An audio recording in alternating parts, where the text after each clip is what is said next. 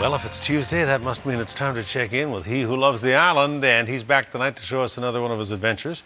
Tonight, CTV's Bruce Williams turns back the clock on camping. Of course, a lot of people remember the family road trip in the 60s and 70s, loading up, the cooler, the tent, mom and dad, the kids, dog, into the car, and off you went for 2 weeks to explore. Vancouver Island has been a camper's paradise for generations. This campsite is set up at the NANAIMO Museum to remind us of the past and the assorted paraphernalia that clattered and clanged, items for washing and for wiping.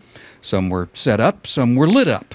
They kept things cool, they kept things warmed up. All of these camping trappings came from island families. Almost all of it came from people in the community. A little bit's out of the collection, but a lot of it came from several different people.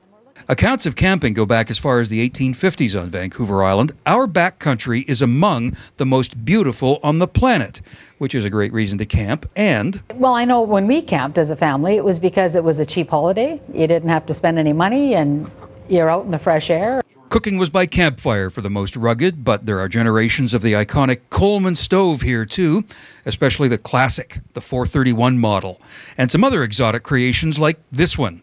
It's not a magic lamp, but it is an Aladdin. It could be used for heating a tent, but also if you took the top off from that, you could put a top on and pot on the top and use it for boiling water, heating a pot, something like that. Maybe you'd be cooking a fish you caught using some of this tackle from Vancouver Island's own Pete's Reels, accompanied by a Vancouver Island beverage. There's even like an old Brownie camera here that people would have used to take pictures of their camping. You know, way back, this was adventurous and it was pioneering, but more than that, it was intense. Yeah, the wall tent is more of a fixed tent, so it's a bit heavier. The tent in front of us here, that's a good old Simpson Sears tent, and it was more out of the 50s, so it's a lighter canvas, it's Egyptian cotton, aluminum poles, folds down, nice light package. Of course, it could fit into the trunk of the car. Camping has come a long way in the past 150 years, and the gear has too. If you confine your camping to warmer weather, then you can get your fix for the next few months at this display at the NANAIMO Museum.